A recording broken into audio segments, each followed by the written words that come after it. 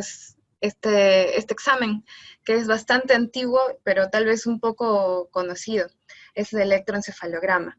El electroencefalograma, pues, es nada más que una técnica que nos permite la exploración funcional desde un sistema nervioso central, mediante el cual se obtiene, pues, el registro de la actividad eléctrica cerebral.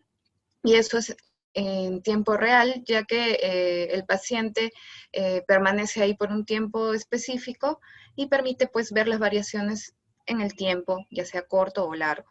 El que inició los estudios, pues, fue este médico, Hans Berger, en 1969, quien se le considera el padre de la electroencefalografía.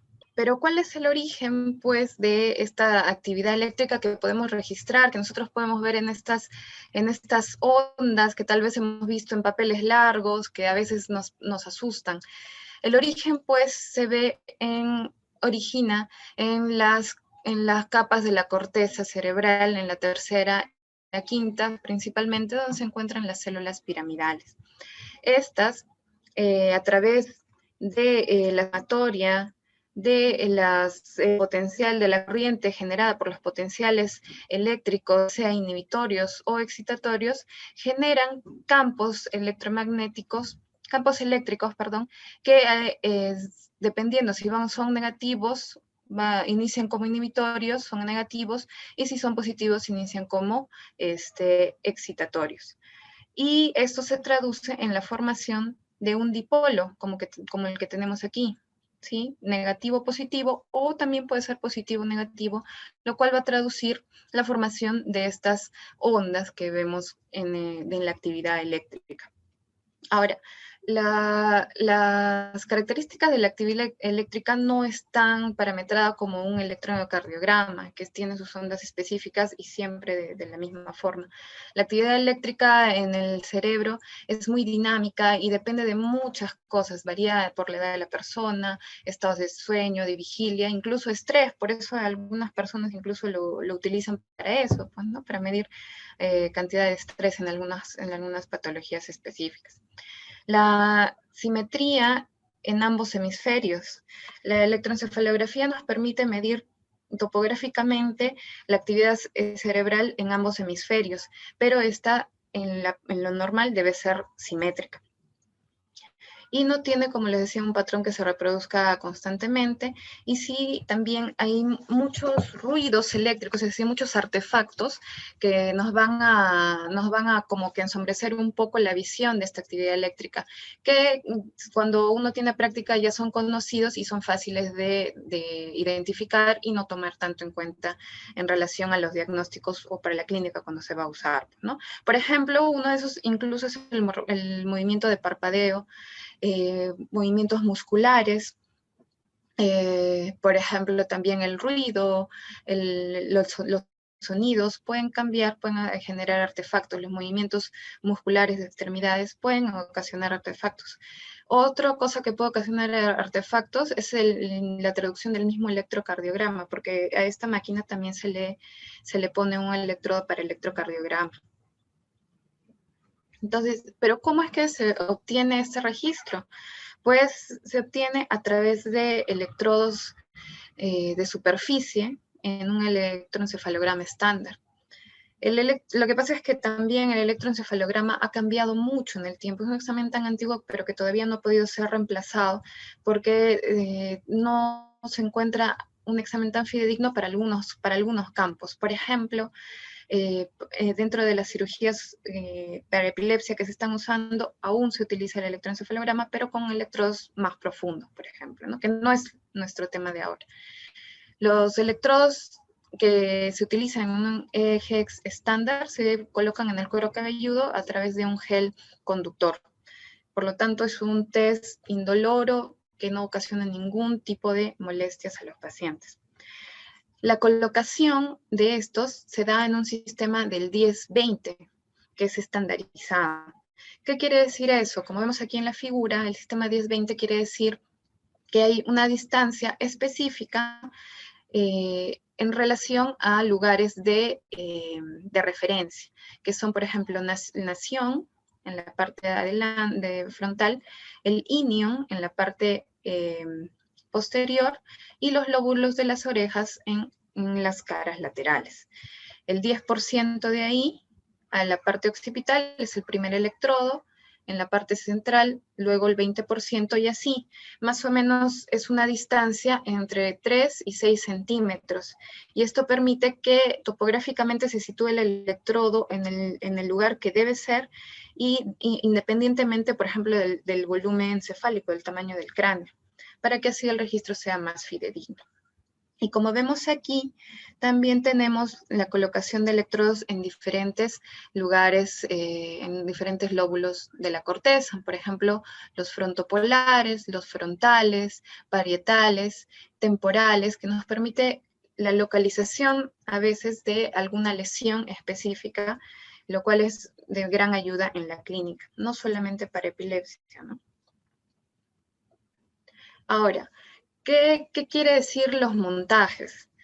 Los montajes son la forma como es que nosotros vamos a relacionar cada electrodo, nos va a permitir identificar si la lesión está específicamente solo en un electrodo o en qué áreas está afectando. Por ejemplo, si tenemos una lesión a nivel frontal, como estoy señalando, se van a afectar 3 electrodos, el FP1, F3 y F7.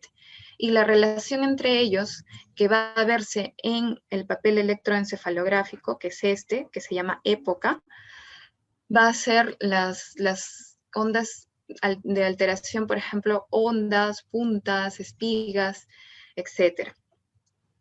Tradicionalmente se utilizan 2 tipos de montajes. Uno, el montaje bipolar, que quiere decir que se utiliza como referencia en los mismos electrodos, por ejemplo, el FP1 con el FP3, F3 con C3, y etc.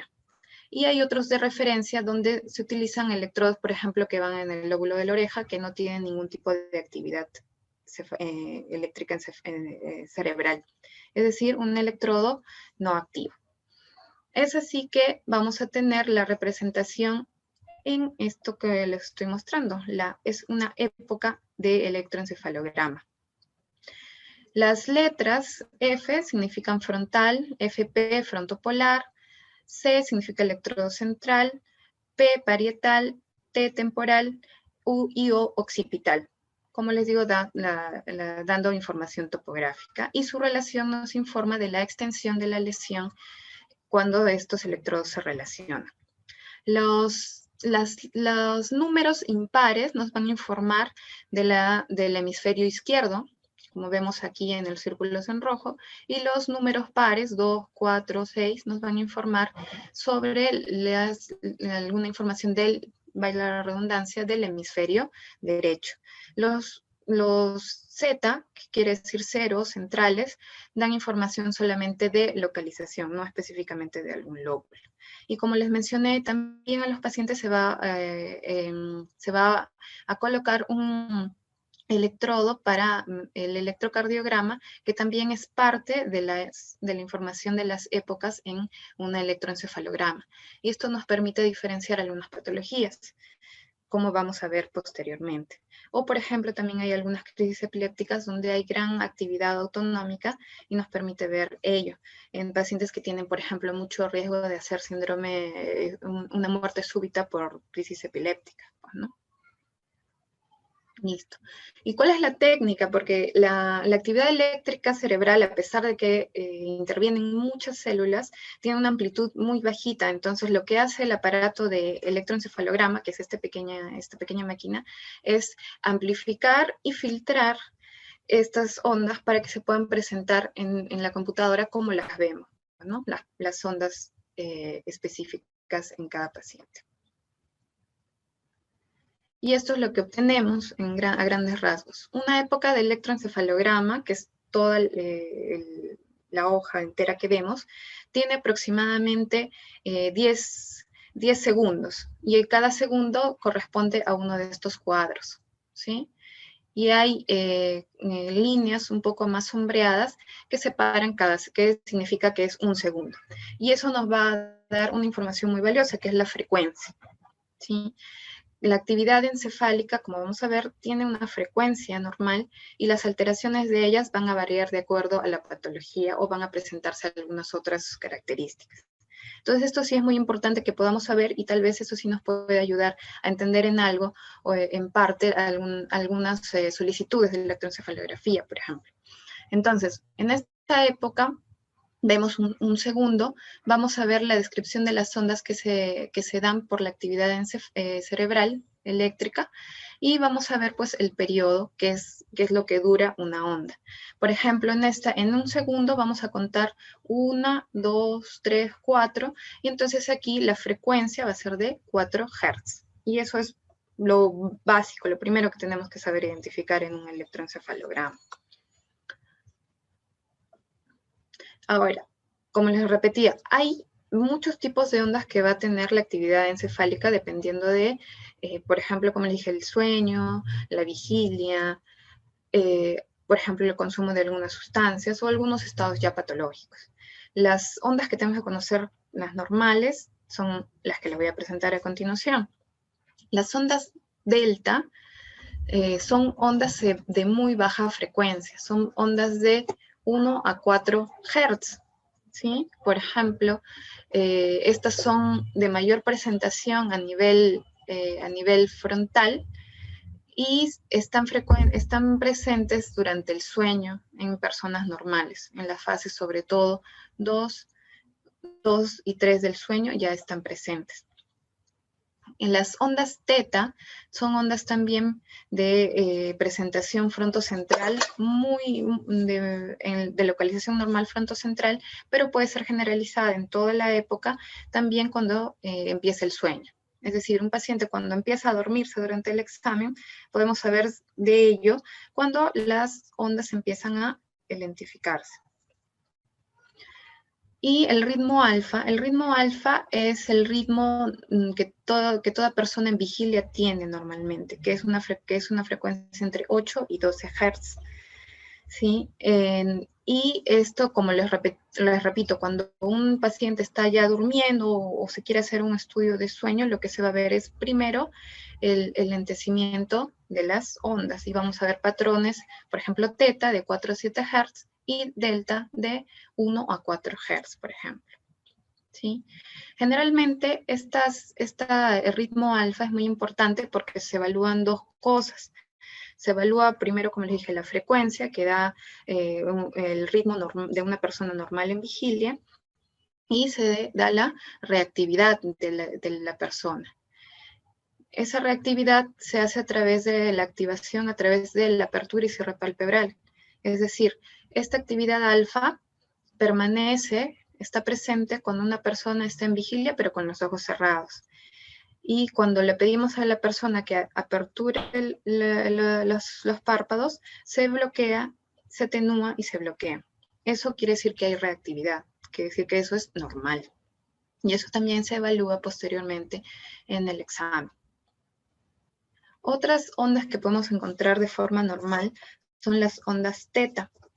Las ondas beta son de amplitud muy pequeña y casi son poco distinguibles porque se entrecruzan otras actividades. Son entre 3 y 29 Hz y son muy importantes de distinguir porque en algunas otras patologías se pueden encontrar. Por ejemplo, eso, y no lo voy a decir posteriormente, por ejemplo, en un paciente que ha tenido una cirugía de cráneo, va a haber un ritmo beta en esa zona y nos dice, pues, nos informa de que ese paciente, por ejemplo, ha tenido una cirugía o una lesión de cráneo que hace que esas partes que protegen al encéfalo ya no estén y se distingan mucho más estas ondas que son sobre todo a nivel frontal o frontopolar. También se pueden ver en situaciones patológicas que le vamos a comentar posteriormente, pero no en la localización frontal o frontopolar. Y las ondas gamma son ondas mucho más rápidas y de amplitud mucho más baja que se encuentran en estados de vigilia y se comenta que sobre todo están en personas que están realizando tareas complejas, por ejemplo, estudiando, sometiéndose a una atención, concentración o generando recuerdos, participando de la memoria, por ejemplo. ¿Cómo es el procedimiento para este examen? Como les comenté, es un examen totalmente indoloro, no invasivo y de bajo costo. Y de ahí radica una de las principales características por las que se hace con mucha frecuencia, porque nos puede informar sobre muchas patologías si tenemos una clínica que lo sustente y porque no es invasivo, sobre todo en pacientes que no pueden tolerar, por ejemplo, sedación o algunos otros exámenes. Para la obtención de este tipo de exámenes, se recomienda un ambiente con luz baja, luz tenue, que sea sin ruidos, porque como les comenté, el ruido también puede interferir con las ondas electroencefalográficas, y el paciente tiene que estar en vigilia con los ojos cerrados, de preferencia, ¿no? No hay una indicación específica si es un electroencefalograma estándar. El paciente debe realizar sus actividades normales, debe dormir lo que habitualmente duerme antes del examen, y no es necesario suspender medicación. Hay algunos comentarios de que, por ejemplo, el uso crónico de antiepilépticos sí puede como que enlentecer un poco la gráfica, pero no se ha corroborado fidedignamente en muchos estudios. Por eso es que no se recomienda suspender la medicación, y sobre todo porque corre el riesgo el paciente de tener crisis durante el examen. La duración del electroencefalograma estándar es aproximadamente de 30 minutos. Además, se pueden pedir electroencefalogramas prolongados que deberían durar al menos 1 hora o más, dependiendo de lo que uno quiera obtener.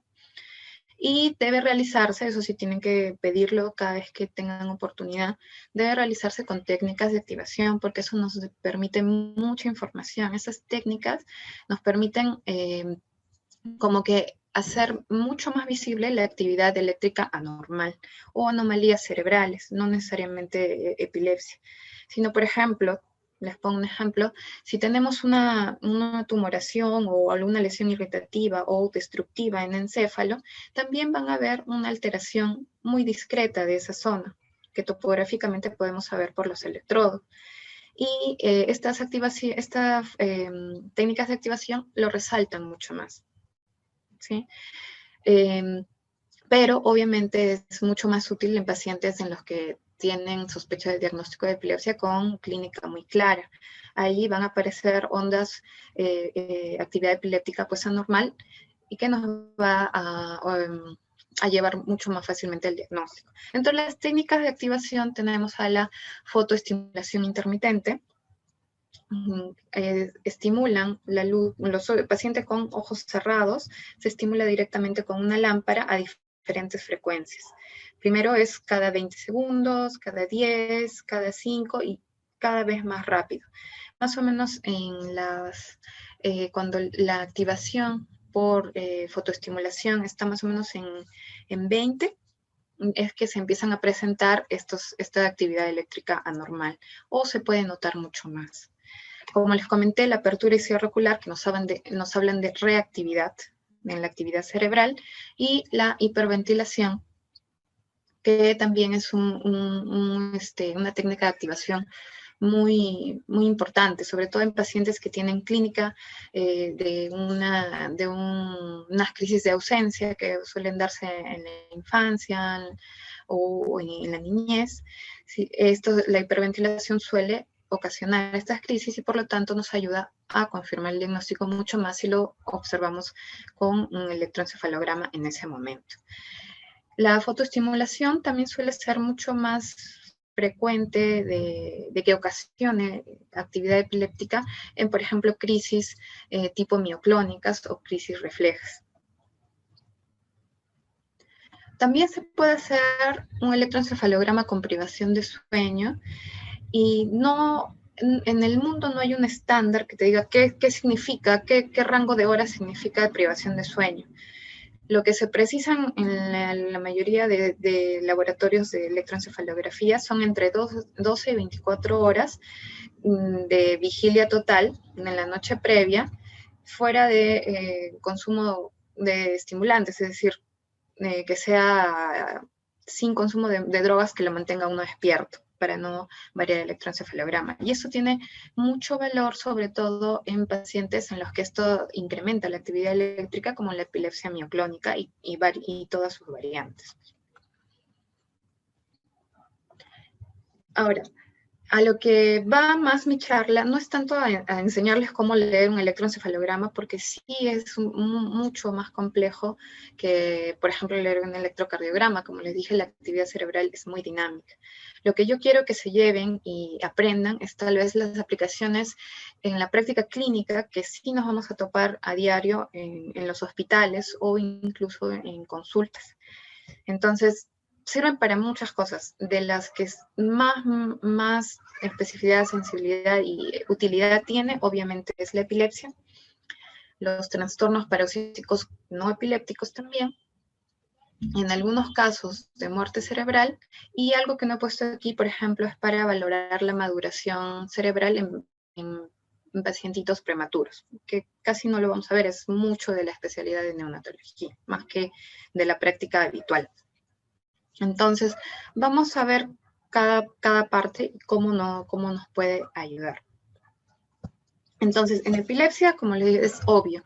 El electroencefalograma es la herramienta diagnóstica per se que nos ayuda y nos informa muchísimo más que cualquier otra cosa. Sobre todo si el paciente tiene una clínica sugestiva de una crisis epiléptica. Es decir, nos ayuda a responder si el paciente realmente tiene epilepsia, sí o no. También nos ayuda a ubicar la lesión. Como ya les comenté, la topografía nos permite ver la topografía de las lesiones, nos permite ubicar la localización de las alteraciones epilépticas. Por ejemplo, en epilepsia del lóbulo temporal, muy característicamente a nivel lóbulo temporal mesial, nos da las alteraciones en las derivadas FP1, FP7 y FP3, que corresponden a la localización del lóbulo temporal anterior. ¿Sí? Y eso nos permite en algunas ocasiones también valorar el diagnóstico en síndromes epilépticos que se dan en la infancia. Por ejemplo, el síndrome de West, síndrome de Dravet, etc. Y también nos permite ver si el paciente está respondiendo adecuadamente al tratamiento antiepiléptico, y tal vez no tanto eso, sino más bien valorar el momento del retiro del antiepiléptico. Cuando los pacientes, por ejemplo, están libres de crisis 2 años, antes de valorar el retiro del antiepiléptico, vamos disminuyendo la dosis previo a un electroencefalograma o un examen de imágenes asociado. Aquí, por ejemplo, les presento una época de electroencefalografía, donde vamos a ver pues que tiene alrededor de 10 segundos. Como les dije, cada línea más sombreada corresponde a 1 segundo. Aquí vamos a ver una actividad eléctrica anormal que corresponde a punta, onda, y lo que podemos ver es la frecuencia. En 1 minuto es 1, 2, 3 Hz. Es muy típico en las epilepsias generalizadas de tipo ausencia, muy típico. Por ejemplo, y nos permite el diagnóstico en un paciente que tenga periodos de inactividad de segundos con recuperación total sin confusión. Muy, muy típico. Ahora, también tenemos que saber que, por ejemplo, en un electroencefalograma estándar que dura 30 minutos, sí tiene una sensibilidad aproximada de entre 30 y 50% en adultos, muy parecido en niños. A veces si es que esto es normal la primera vez, realizándolo de forma seriada, es decir, al menos 3 por 3 veces, aumenta esta sensibilidad a un 70, 80% en algunos casos, sobre todo en crisis, en epilepsias muy específicas. Y también el que sea negativo no nos dice que el paciente no tenga epilepsia. Hay muchos pacientes con epilepsia que tienen el electroencefalograma normal, y eso no quita que no tenga ese diagnóstico. Lo que sí en estos casos podría ayudarnos es lo que comentamos, pues, ¿no? Sobre todo en los pacientes que tienen una clínica muy sugestiva de epilepsia y el electroencefalograma es negativo. Lo que nos ayuda es realizando pues las maniobras de activación y eso nos ayuda a aumentar mucho más el porcentaje de positividad, por ejemplo, entre un 13 y un 31%. Entonces hay que tener eso muy en cuenta. Ahora, si por ejemplo hay pacientes que no tienen antecedentes de ninguna patología y se presenta una crisis epiléptica única, es la primera crisis epiléptica, es muy, muy importante sí o sí realizar el electroencefalograma porque eso nos habla de pronóstico. Y para nosotros hablar de un pronóstico, por ejemplo, si el paciente ya tiene una crisis y tiene un electroencefalograma con actividad eléctrica, quiere decir que este paciente tiene un riesgo mayor al 60% de recurrencia de crisis y nosotros ya lo catalogamos y tratamos como epilepsia, por ejemplo, en una crisis epiléptica única. Si este paciente incluso le hacemos un electroencefalograma dentro de las 48 horas, tiene muchísimo más sensibilidad que si lo hacemos posteriormente. Entonces, para tenerlo en cuenta. Además, como les comentaba, aquí hablan sobre la recurrencia que ya comentamos, también puede ser que pacientes normales, sin ninguna manifestación clínica de epilepsia por nada, tengan actividad eléctrica anormal o tengan actividad epileptiforme.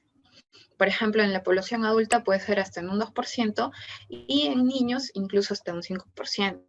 Entonces, nunca hay que dejarse guiar por el examen. Siempre, y tal vez esto lo repitan en todo el curso que es de exámenes auxiliares, uno siempre tiene que tener muy bien planteada la clínica y qué es lo que queremos, en qué queremos que nos apoye el examen para hacer el diagnóstico y no al revés. Porque como les comento, puede suceder esto, que haya actividad epileptiforme en pacientes normales. Otra de la utilidad que tiene el electroencefalograma es para diagnóstico diferencial de epilepsia en lo que es los trastornos paroxísticos no epilépticos, es decir, trastornos, tal vez de trastornos de conciencia episódicos que no necesariamente están asociados a epilepsia. Por ejemplo, los síncopes o espasmos de sollozo en niños menores. Para esto hay una variante del electroencefalograma, que es el video electroencefalograma, que tiene muchísimo más valor diagnóstico, ya que este video electroencefalograma permite incluso la visualización de imágenes al mismo tiempo que la actividad eléctrica. Y eso tiene mucho valor diagnóstico. La desventaja de este examen, digámoslo así, es que sí necesita que el paciente esté hospitalizado. También, ¿por qué? Porque este examen tiene que ser mucho más prolongado. Puede tardar entre un día a una semana.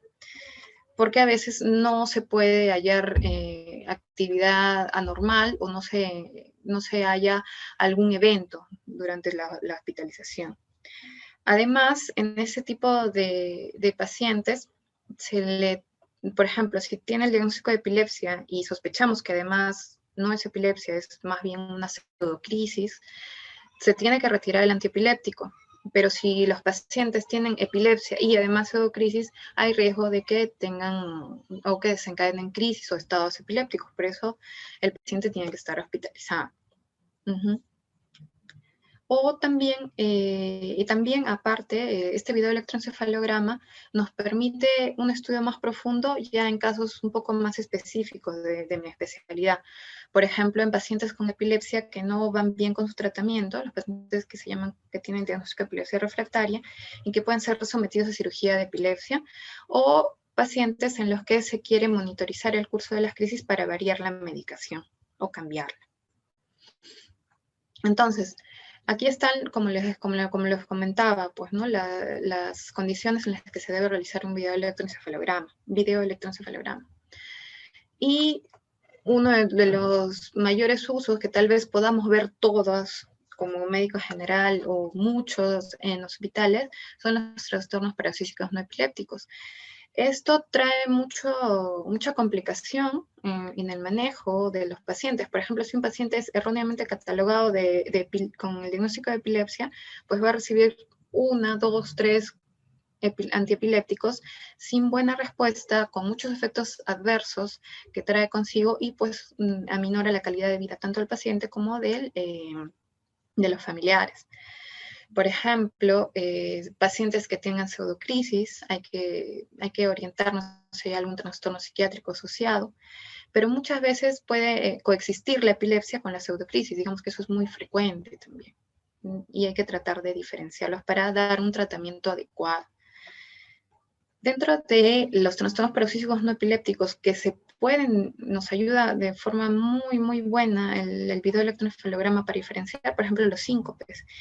¿Sí? Como les comentaba, en el electroencefalograma también se pone un electrodo que va a medir, va a ver la actividad del electrocardiograma y nos ayuda en pacientes que pueden tener síncopes como trastorno de conciencia y que anteriormente se han catalogado como crisis epilépticas, y no lo son, porque también existen síncopes convulsivos. Pueden ser trastornos psíquicos o la pseudocrisis en un porcentaje bastante grande, espasmos de sollozo, terrores nocturnos, sobre todo en niños, algunos tipos de migraña vestibular y otros procesos un poco más extraños. Pero el que nosotros podamos catalogarlos, diagnosticarlos, mejora muchísimo la calidad de vida y nos permite usar los recursos del hospital, si es que procedemos a un hospital, de forma mucho más segura, porque se ahorra muchísimo en medicamentos, muchísimo en hospitalizaciones y muchísimo en la calidad de vida de los pacientes. Otro uso muy, muy importante, este es uno de los usos más importantes del electroencefalograma, es el monitoreo de un paciente con estado epiléptico. Recordemos un poquito la definición. El estado epiléptico puede ser estado epiléptico convulsivo, que se define como una crisis tónico-clónicas generalizadas que duran más de 30 minutos o que son recurrentes sin recobrar el conocimiento. Ahora, existen otro tipo de estado epilépticos que se llaman no convulsivos o que tienen convulsiones mínimas. Por ejemplo, en pacientes que han estado con un estado epiléptico convulsivo por mucho tiempo, hay desgaste tanto físico como eléctrico.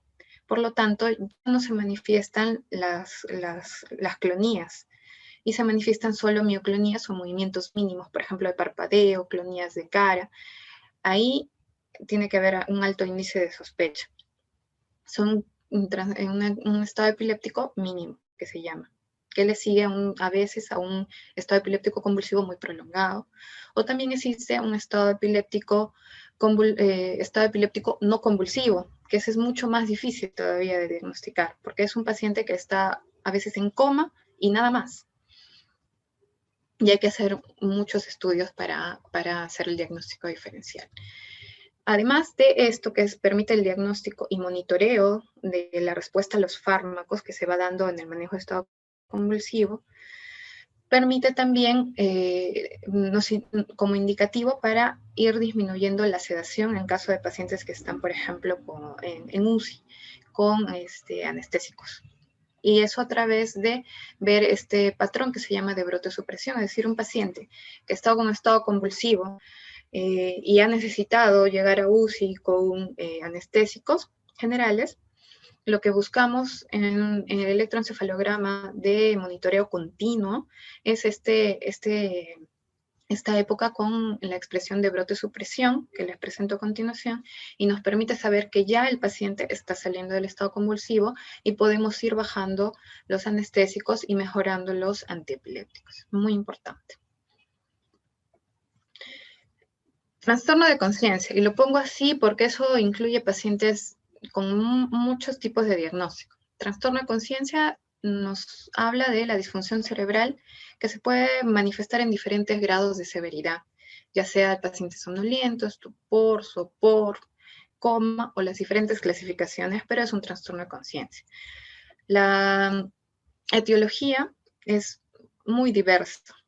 Yo estoy poniendo aquí solo algunas, por ejemplo, intoxicaciones por medicamentos, intoxicaciones por algunos metales pesados, metabólicas, las encefalopatías hepáticas, urémicas, las encefalopatías, por ejemplo, asociadas a hipertiroidismo o hipotiroidismo también,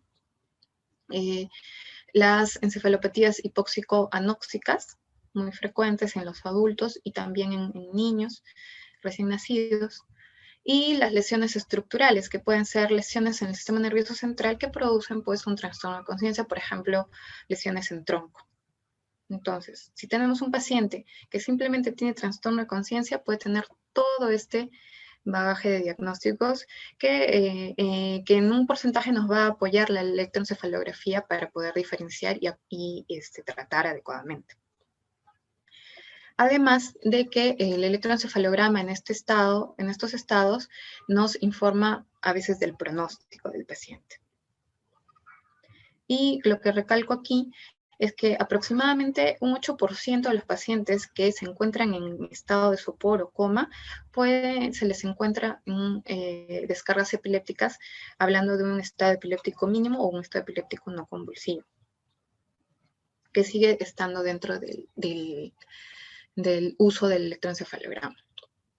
Ahora, esto se los presento un poco para que conozcamos qué es lo que sucede en el electroencefalograma cuando hay algún tipo de alteración, ya sea metabólica, tóxica, etc. Hablamos de encefalopatías entonces leves, moderadas y graves. ¿Qué es lo que vamos a encontrar? Por ejemplo, recordemos que nuestro ritmo normal en el electroencefalograma es el ritmo alfa, que va de 8 a 12. Y lo que vamos a ir encontrando es que a medida que el trastorno de conciencia es más profundo, vamos a ver un mayor enlentecimiento de la actividad cerebral y por lo tanto vamos a ver ritmos teta o ritmos delta. Por ejemplo, en la encefalopatía leve vamos a ver pues disminución de la frecuencia y vamos a ver pues enlentecimiento, ondas lentas, ondas teta. Sin embargo, sí va a haber todavía reactividad. Va a haber reactividad en el paciente. Dicho sea de paso, en estos pacientes que están en coma, aparte de las maneras de activación que ya hemos conversado, también son muy importantes realizar otro tipo de estímulos, como los estímulos sonoros o estímulos dolorosos. En esta fase de encefalopatía leve todavía se ve alguna reactividad del electroencefalograma cuando se realizan estímulos sonoros y dolorosos. Eso es muy importante que ustedes lo sepan, porque si ustedes tienen un paciente así en el hospital, ustedes tienen que fijarse de que sí le hagan este tipo de maniobras, porque eso nos informa muchísimo a nosotros. La encefalopatía moderada, por ejemplo, ya hay mayor enlentecimiento, se ven más ondas delta, por ejemplo, ya hay disminución o casi ya no hay nada de reactividad de estímulos sonoros o dolorosos, y aquí ya no se van a ver los elementos normales del sueño. Como les comenté, en los pacientes que están en vigilia tienen normal, nuestro ritmo es alfa, pero en los que van durmiéndose también hay enlentecimiento y empiezan a aparecer unos grafoelementos del sueño, por ejemplo, las ondas kappa, las ondas centrales. Estos empiezan a desaparecer en la encefalopatía moderada. No sé si el paciente obviamente ya tiene algo anormal y está un poco más grave.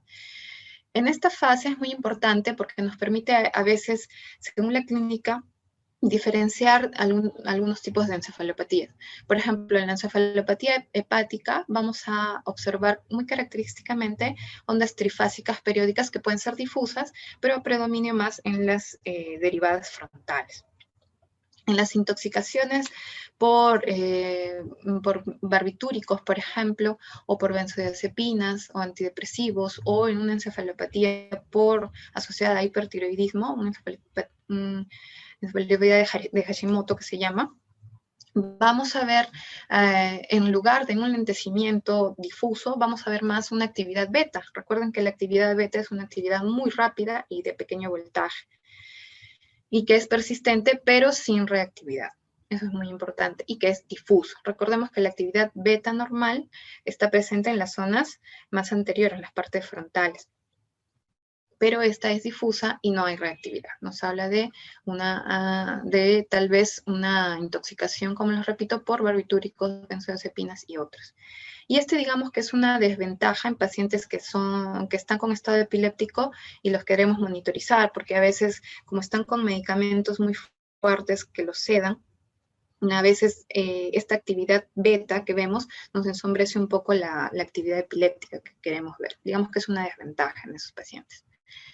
Ya en la encefalopatía grave, ya cuando su paciente está en coma profundo, ya los ritmos que se veían lentos ya casi no se ven o desaparecen, y hay un silencio eléctrico, es decir, casi plana las ondas de electroencefalograma, o hay patrones de brote de supresión.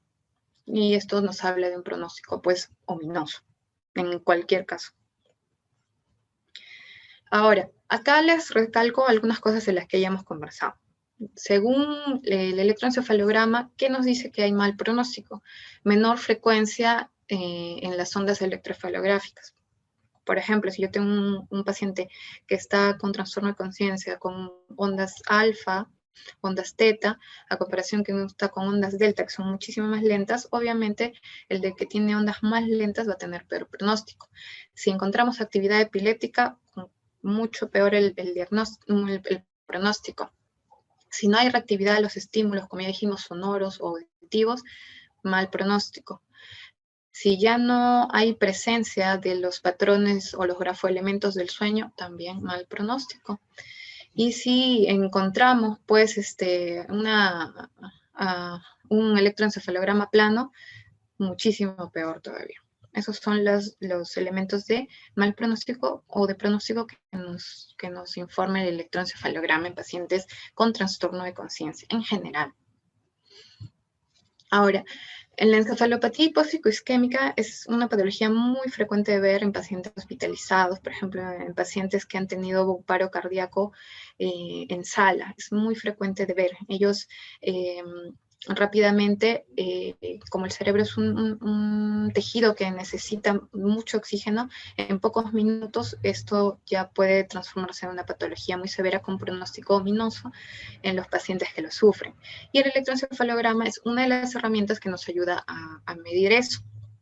Por ejemplo, de acuerdo al electroencefalograma existe esta clasificación que nos da la gradación dentro de la encefalopatía anoxico-isquémica en sí. Si tenemos un grado 1, donde tenemos el ritmo predominantemente alfa y poca de teta y delta, nos dice que sí es de buen pronóstico. Pero si encontramos el grado 4, grado 5, donde tenemos ya a reactividad, enlentecimiento o un electroencefalograma isoeléctrico, es de muy mal pronóstico. Casi el 100% de los pacientes fallecen. Y sí, no hay mucha información en cuanto al grado 2 y grado 3, no dan un valor pronóstico muy adecuado. ¿Sí? Solo el grado 1 buen pronóstico y grado 4 y grado 5 de muy mal pronóstico. Además, estos pacientes con encefalopatía hipóxico-isquémica suelen presentar mioclonías, ya sea inmediatamente en el posoperatorio o al transcurso de los días. Y estas pueden deberse a muchas causas. Puede ser un estado epiléptico mioclónico, puede ser mioclonías por trastornos metabólicos, y para ello también nos ayuda el electroencefalograma. Obviamente, si nosotros tenemos mioclonías clínicamente, ya es de mal pronóstico. Que estas se asocian a una actividad epiléptica con el electroencefalograma es mucho peor. También 90-100% de mortalidad en estos pacientes de forma temprana. En encefalopatía hepática, no tanto para el diagnóstico o para la clínica, más para gradación tal vez de la propia especialidad. Su principal uso, digamos que es para como diagnóstico diferenciar en pacientes que tengan un estado epiléptico no convulsivo, y ahí sí está bien indicado. Pero sí, en la encefalopatía hepática, como yo les mencioné, en estadio moderado pueden haber algunos grafoelementos como las ondas trifásicas muy localizadas o asimétricas que nos pueden orientar a ese tipo de diagnóstico. Esta es, por ejemplo, una época de electroencefalograma en un paciente con encefalopatía hepática, que sí hay diferencias, pues, ¿no? En el grado 1, grado 2, solo va a haber, grado 1 va a ser normal, el grado 2, grado 1 prácticamente normal, la única diferencia tal vez son alteraciones neuropsicológicas que no se pueden graduar con electroencefalografía. En grado 2, grado 3 ya habrá alentecimiento, pero en el grado 3, grado 4 ya empieza a aparecer estas ondas trifásicas, como vemos aquí. Y en el coma severo, pues hay reactividad.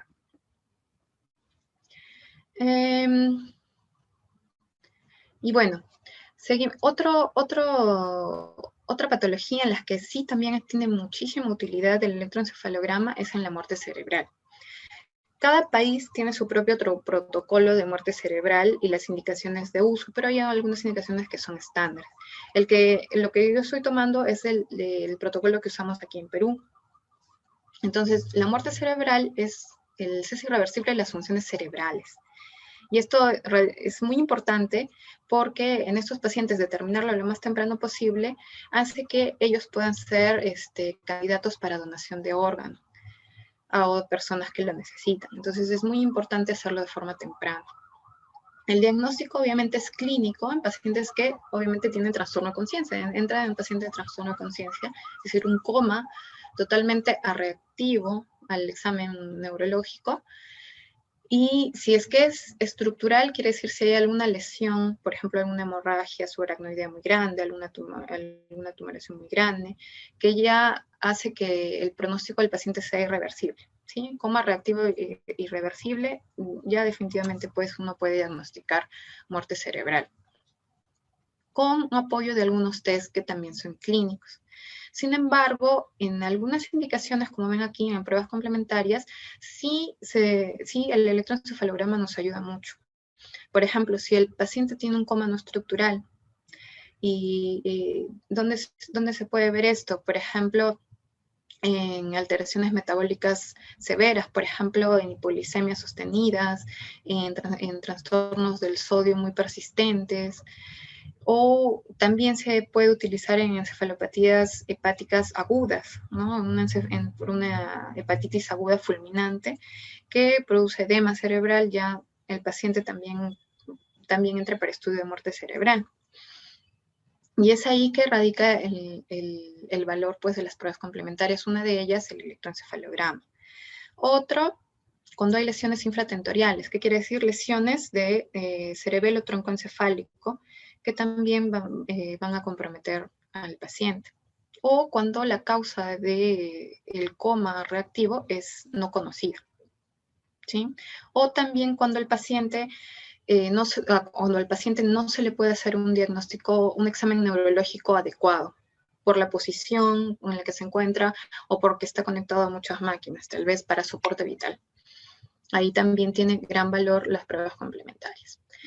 Entonces, el electroencefalograma que se realiza en estos pacientes con muerte cerebral tiene que cumplir algunos requisitos muy específicos que si ustedes tienen la oportunidad de pedirlo, tienen que tratar de solicitarlo de esta forma, o por lo menos verificar que así se haga. Debe durar al menos 30 minutos. La distancia entre electrodos máximo de 10 centímetros. Recuerden que lo habitual en lo estándar de la colocación de electrodos siempre va a haber una diferencia entre 3 y 6 centímetros. Pero aquí te piden que al menos sea la diferencia de 10 centímetros y al menos de 8 electrodos. O sea, sí puedes colocar menos electrodos en estos pacientes. Y acá dice, la lectura de sensibilidad debe ser a 2 microvoltios. Eso ya son parámetros que se cambian en la computadora, en el programa de la computadora. Y lo que se hace al bajarlo a 2 milivoltios es tratar de reproducir lo máximo que se pueda si es que aparece alguna onda mínima. Si es que en estas condiciones nosotros no encontramos alguna onda de electroencefalograma, pues es un indicativo de muerte cerebral. La desventaja, como les comentaba, es pues que estos pacientes generalmente a veces están con muchos fármacos depresores y a veces estos suelen durar mucho tiempo en el cuerpo, en el organismo, sobre todo por los barbitúricos. Y esto es, por ejemplo, un electroencefalograma que podemos encontrar en un paciente con muerte cerebral. Hay una falta de actividad eléctrica, como ya dijimos, a 2 microvoltios, o lo que se llama el silencio eléctrico, o un trazado nulo, o un electroencefalograma plano. Muy importante en este diagnóstico. Listo. En deterioro de las funciones superiores. Digamos que ya hemos hablado de la parte más importante de uso del electroencefalograma, pero también quiero que conozcan de qué otra forma nos puede apoyar el electroencefalograma en otro tipo de enfermedades. Una de ellas, por ejemplo, yo le pongo deterioro de funciones superiores de forma muy general, porque en algunas demencias nos puede ser útil. Dentro de ellas, en la demencia de cuerpos de Lewy, es donde más estudios y más alteraciones se pueden encontrar, incluso de forma más temprana. Y esto es lo que se quiere, hacer un diagnóstico más temprano, un diagnóstico incluso diferencial de la demencia de Alzheimer, para poder, digamos, instalar un tratamiento adecuado. La demencia de cuerpos de Lewy es la segunda demencia degenerativa más frecuente después de la enfermedad de Alzheimer. Entonces, todos los estudios que se hacen y biomarcadores se abocan a tratar de encontrar algo que nos diga tempranamente, ya esto es un tipo, esto es el otro. En la demencia de Alzheimer no hay muchas alteraciones electroencefalográficas tempranas o muy específicas que nos ayuden para su diagnóstico. Simplemente a veces hay enlentecimiento, pero tal vez en estadios muy tardíos. En cambio, en la demencia de cuerpos de Lewy sí se han encontrado que aproximadamente en el 20% de los pacientes con un cuadro característico de esta demencia, hay alteraciones electroencefalográficas incluso muy tempranas. Nos permite un diagnóstico diferencial. Ahora, ¿por qué es importante, mucho más importante en estos pacientes el electroencefalograma? Porque estos pacientes que tienen demencia cuerpos de Lewy o ya demencia, es muy difícil de hacer otro tipo de exámenes más invasivos. Es muy difícil ponerlos a un resonador porque no colaboran o no lo toleran, porque el examen es largo. Es muy difícil hacerle ya pruebas neuropsicológicas o examinarlos por el estado tal vez avanzado o por la patología subyacente. Por ejemplo, en los cuerpos de Lewy hay muchas alucinaciones y a veces no te permite un examen auxiliar diferente. Entonces, en estos pacientes, el electroencefalograma sí les puede ayudar porque, como dijimos, es un procedimiento no invasivo que lo podemos realizar al pie de la cama del paciente, que es bien tolerado y es corto. Entonces, es una buena opción para que la tengan presente. Ahí solamente para que tengan algunos números. ¿Cuáles son las alteraciones que podemos encontrar en nuestros pacientes con demencia cuerpos de Lewy? Generalmente son ondas lentas en lóbulo temporal y a nivel frontal, como les voy a enseñar en el siguiente electroencefalograma. Y estos, mire, se pueden encontrar hasta en el 50% de pacientes con demencia cuerpos de Lewy, que a diferencia del 18% que se encontraron en pacientes con enfermedad de Alzheimer. Esto, por ejemplo, es el electroencefalograma comparativo. En el lado A, eso es un electroencefalograma prácticamente normal y pertenece a un paciente con enfermedad de Alzheimer. Y esto es un electroencefalograma en un paciente con demencia cuerpos de Lewy, donde vamos a encontrar estas ondas que son muy características. Se llaman ondas delta rítmicas a nivel temporal o frontal, generalmente frontal. Y si tenemos un paciente con un cuadro de demencia, parkinsonismo rígido, más fluctuaciones del estado de conciencia y alucinaciones, este tipo de electroencefalograma, pues nos dice sí, efectivamente confirma el diagnóstico. Porque finalmente el diagnóstico definitivo es por biopsia, que casi nunca se hace. O nunca. Otra enfermedad en la que también hay radical mucha importancia del electroencefalograma es la enfermedad por priones, la enfermedad por Creutzfeldt-Jakob. Incluso ya está dentro de los criterios diagnósticos una electroencefalografía con un trazado característico.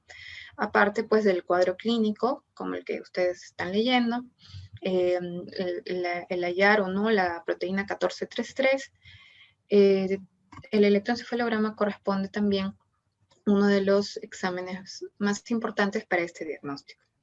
Entonces, por ejemplo, si que tenemos un caso posible, solamente tenemos la clínica. En un caso probable, ahí ya nos da probabilidad del electroencefalograma típico o la proteína. Y en casos definitivos, pues solamente es neuropatológico, ¿no? Pero ahí está presente en los criterios de diagnóstico. Ahora, depende mucho en el momento en que se hace este examen para que tenga mayor o menor sensibilidad. Por ejemplo, si se hace en estadios muy tempranos o ya muy avanzados, la sensibilidad baja muchísimo. Pero si se hace en estadios en la fase más o menos media, fase de estado que se llama, la capacidad de encontrar estas alteraciones y de apoyarnos en el diagnóstico es del 60 hasta el 90% a veces. ¿Sí? Sobre todo, por ejemplo, acá dice, ¿no? En la fase prodrómica, el electroencefalograma solo va a mostrar la identificación, como en cualquier encefalopatía, no nos dice más. ¿Sí? En la fase de estado, que es aproximadamente a los 2 o 3 meses, vamos a encontrar también complejos de ondas bifásicas o trifásicas que pueden ser al inicio asimétricas, es decir, presentarse solo en un hemisferio y luego en otro, que se diferencia un poquito de las encefalopatías hepáticas que suelen ser difusas. También en la fase avanzada, ya estos complejos empiezan a disminuir y solamente vamos a tener un encefalograma lentificado de muy bajo voltaje. Es decir, ahí ya no nos informa mucho, ¿no? Este, por ejemplo, es un electroencefalograma de un paciente con enfermedad de Krushev-Jakob, donde ven las ondas trifásicas difusas, es decir, en todo el electroencefalograma, que nos apoya obviamente para el diagnóstico. Hemos tenido muchos casos en el hospital en los que el paciente tiene una demencia progresiva rápidamente, con gran compromiso de estado de conciencia, mioclonías muy características, ataxia, y que empiezan en los que se determina en un electroencefalograma el inicio sale negativo. Lo hemos repetido hasta 3 veces y tal vez en el tercero recién nos ha salido la electroencefalografía. Ahora, en los hospitales aquí casi no se hacen este tipo de, no se hacen otro tipo de exámenes diagnósticos. Por ejemplo, en pacientes con mucha demencia, es muy difícil a veces hacer una punción lumbar. Entonces, o tal vez es de muy alto coste para el familiar y no lo pueden hacer.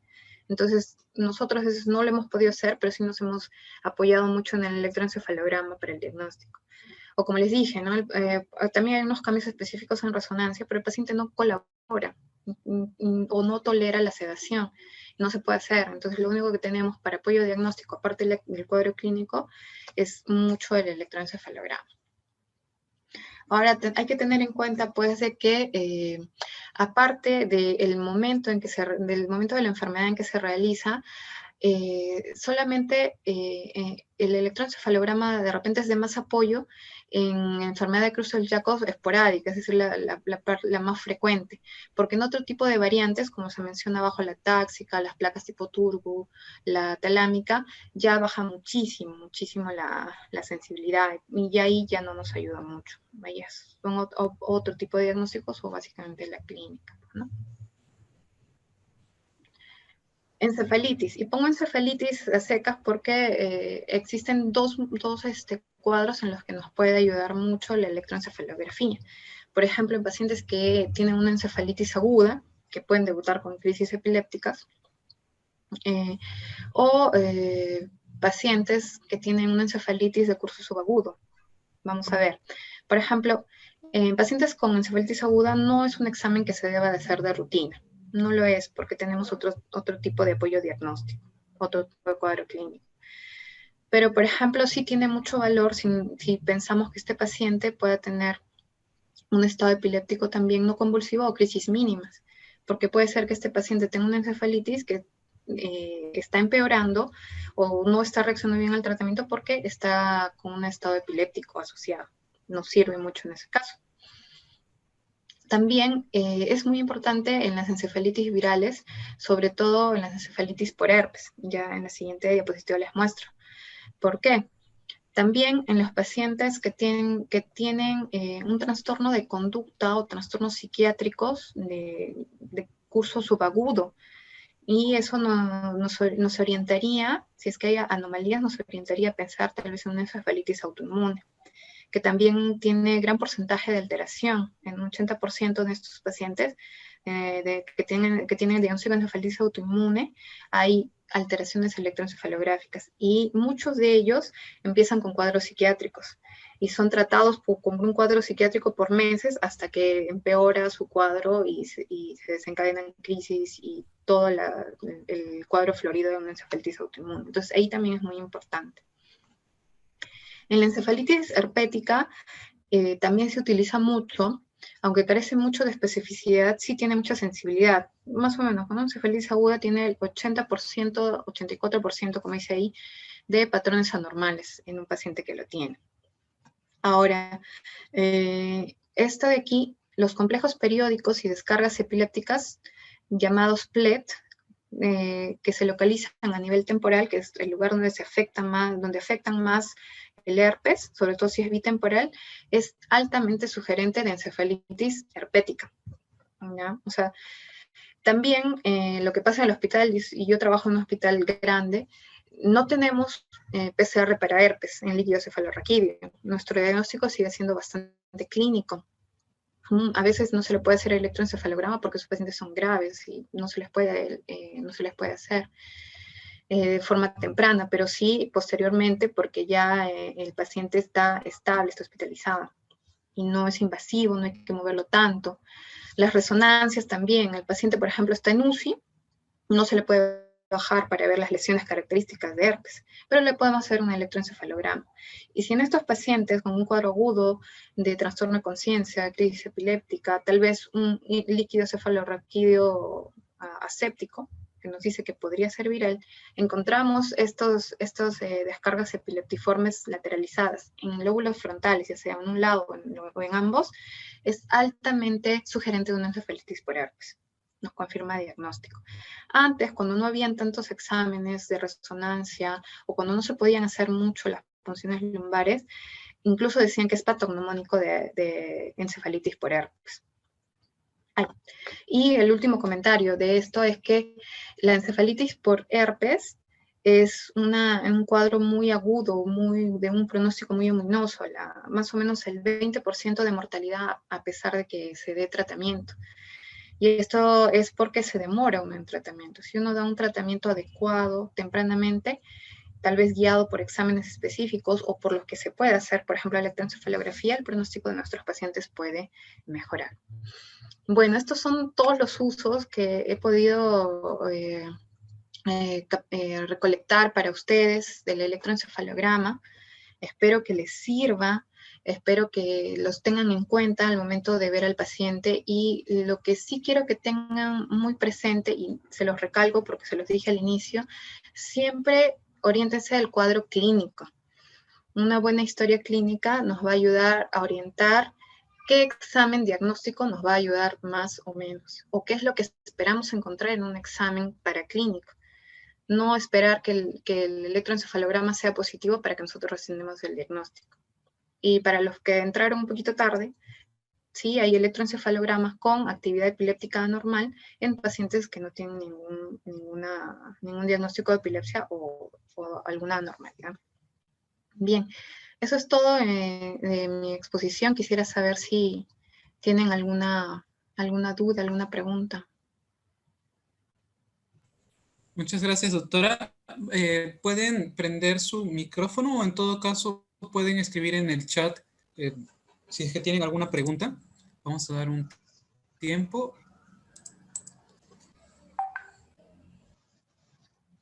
A ver si me ayudan con el chat porque no sé cómo. Sí, no se preocupe. Yo le digo ni bien llegue un mensaje.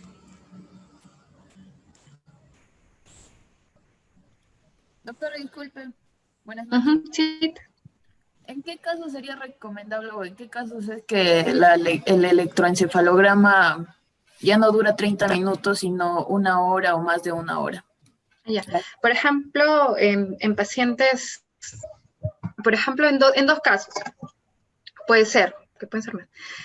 En pacientes que tienen, por ejemplo, una clínica muy sugerente de crisis epiléptica, por ejemplo, una epilepsia de ausencia, o una crisis única, en los que el primer electroencefalograma de 30 minutos estándar es totalmente normal, que también puede ser.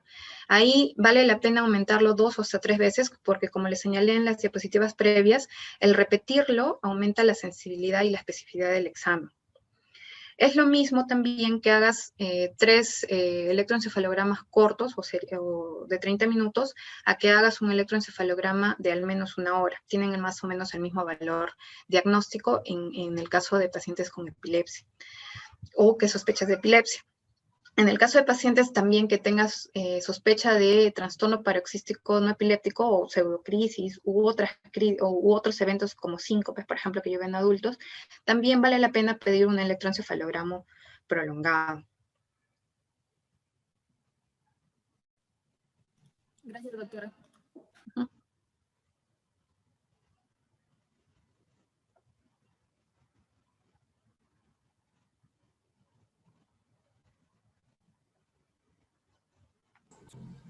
Bueno, doctora, no hay más preguntas.